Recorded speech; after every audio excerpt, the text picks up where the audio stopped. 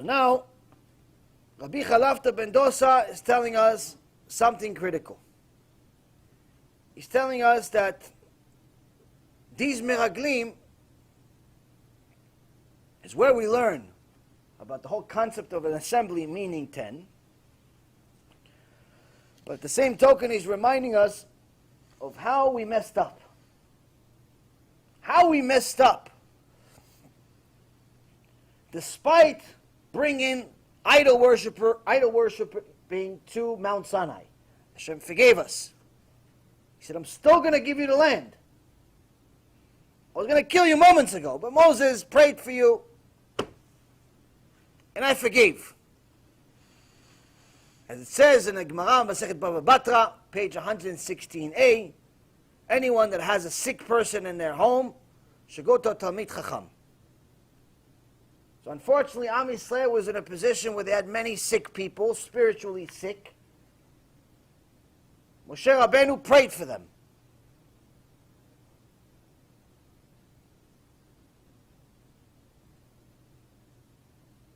Hashem says, okay, I won't destroy them. I'll give them the land. What does everybody say? All right, can we go check it first? You know, when somebody wants to lend, sell you an apartment, say, oh, before I buy it, can I check it? It's reasonable. Before you spend $500,000 on an apartment, you want to check it. Even if before you rent an apartment for a couple of $1,000s a month, you want to check it, no problem. But if somebody's giving it to you for free, you're still going to check it?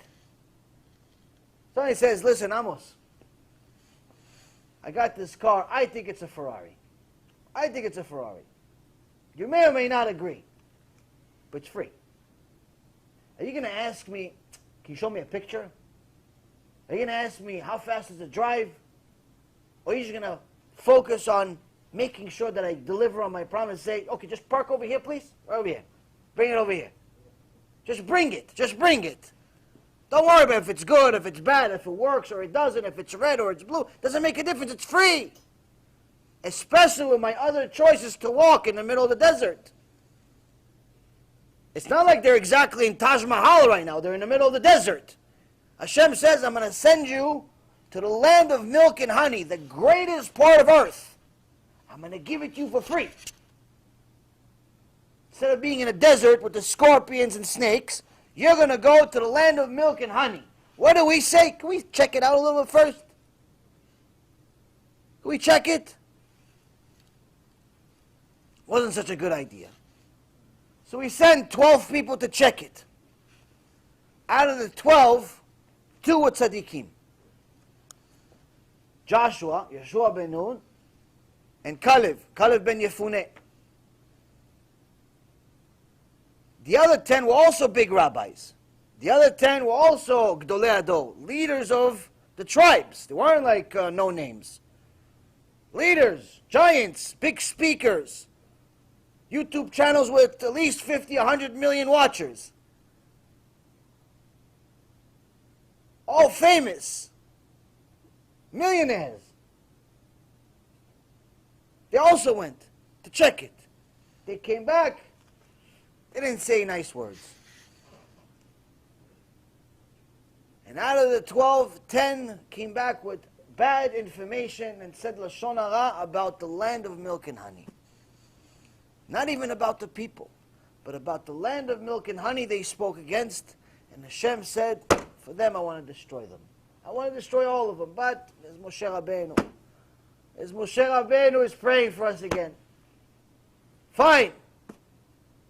I won't destroy them, but not one of them is going to enter the land. So for the next, instead of going to Israel, the land of milk and honey, leaving the scorpions and the snakes in the desert,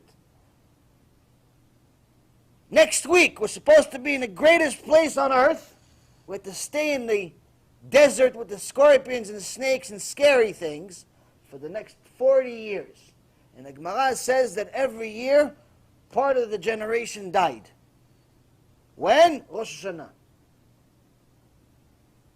Rosh HaShana they die. So what would happen, since there would be so many people die every year? What does Gemara says? Gemara says on Rosh HaShana, everyone would dig their own grave. And they would sleep in the grave. Because they didn't know if they're going to wake up the next day. So at least they don't want to make it hard for everybody else. 100,000 people are going to die. It's very hard for everybody to bury them. So at least I'm going to dig my own grave. Imagine doing that for 40 years. Imagine. For what? Not taking Hashem's word. Not having emunah and bitachon in Hashem. It's not